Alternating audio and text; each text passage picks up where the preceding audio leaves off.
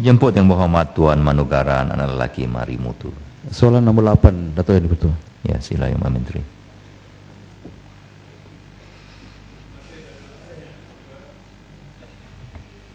Yang berhormat daripada Teluk Intan, pekerja-pekerja di sektor perladangan diberi perlindungan melalui beberapa akta di bawah kerajaan. Salah satu daripadanya ialah Akta Kerja. Nombor 2 ialah Akta Perubahan Perusahaan.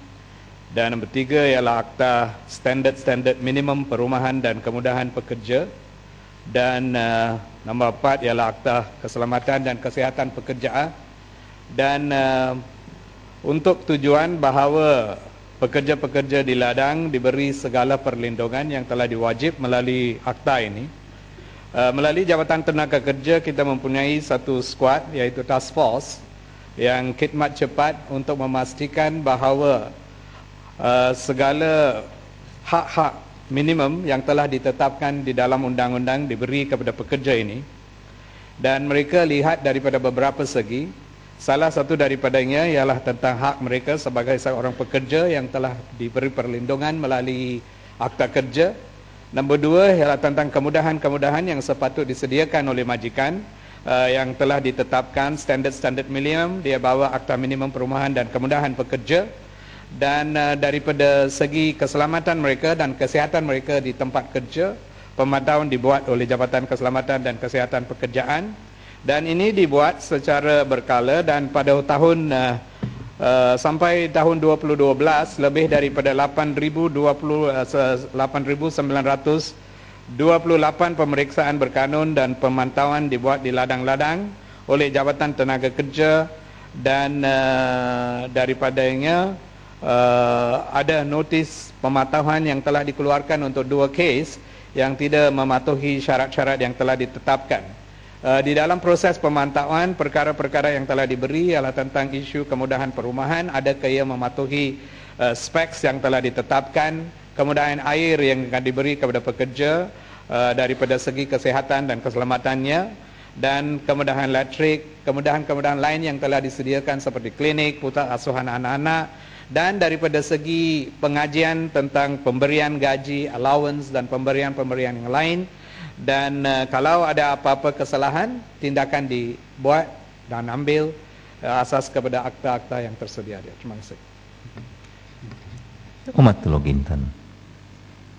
Terima kasih Dato' Yang Dipertua. Saya ada satu soalan tambahan yang ringkas.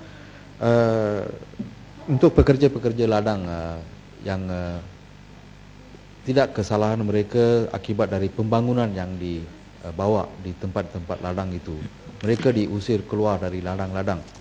Adakah kementerian ada apa-apa untuk melindungi mereka? Apa-apa langkah atau program atau polisi untuk melindungi pekerja-pekerja ladang yang tidak meletak jawatan sendiri dan keluar, tetapi mereka menghadapi pembangunan yang dibawa ke tempat mereka, dan seperti di ladang Bukit Jalil sekarang tidak ada tempat untuk mereka duduk. Saya nampak kerajaan tidak ada apa-apa polisi untuk melindungi mereka. Terima kasih. Terima kasih Yang Berhormat. Isu pembangunan ladang ialah bukan satu perkara yang baru. Dan ini sudah berlaku untuk beberapa puluh tahun, dan kita memang kerajaan mempunyai sistem yang lengkap untuk menangani perkara ini. Bila sesuatu ladang dibawa untuk pembangunan, proses yang diikuti ialah biasanya pekerja-pekerja ladang mereka diwakili oleh Kesatuan Sekerja iaitu NUPW. NUPW dan pihak majikan dan pihak Jabatan Tenaga Kerja akan duduk bersama untuk menangani isu-isu berkenaan dengan kebajikan mereka. Salah satu daripadanya ialah pampasan yang wajib diberi kepada mereka kerana mereka sudah ditamatkan pekerjaan, yang akan dibuat asas kepada Akta Kerja, dan apa yang sepatut diberi kepada mereka akan diberi. Dan isu nombor 2 adalah tentang penempatan mereka, iaitu isu rumah. Kalau mereka biasanya ada syarat yang telah ditetapkan melalui perbincangan dan persetujuan yang telah dibuat di antara NUPW dan MAPA, bahawa kalau ada ladang di bawah kepada pembangunan, isu perumahan mereka diberi peluang untuk mendapat satu rumah kos rendah. Dan tafsiran rumah kos rendah berbeza daripada tempat ke tempat.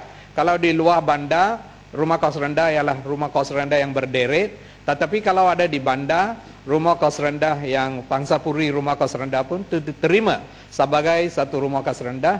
Dan ini ialah semua kebajikan-kebajikan yang sudah ditetapkan semasa pembangunan dibuat dan kebajikan pekerja dijaga sebagai seorang pekerja. Kerana kita memahami mereka ialah seorang pekerja dan mereka diberi kewajipan mengikut akta kerja dan apa yang diberi kepada seorang pekerja. Adapun mereka kerja di ladang atau kerja di lain tempat, semua orang pekerja di dalam Malaysia diberi perlindungan melalui akta kerja supaya kalau mereka ditamatkan pekerjaan oleh majikan, hak mereka diberi perlindungan di bawah akta kita. Terima kasih.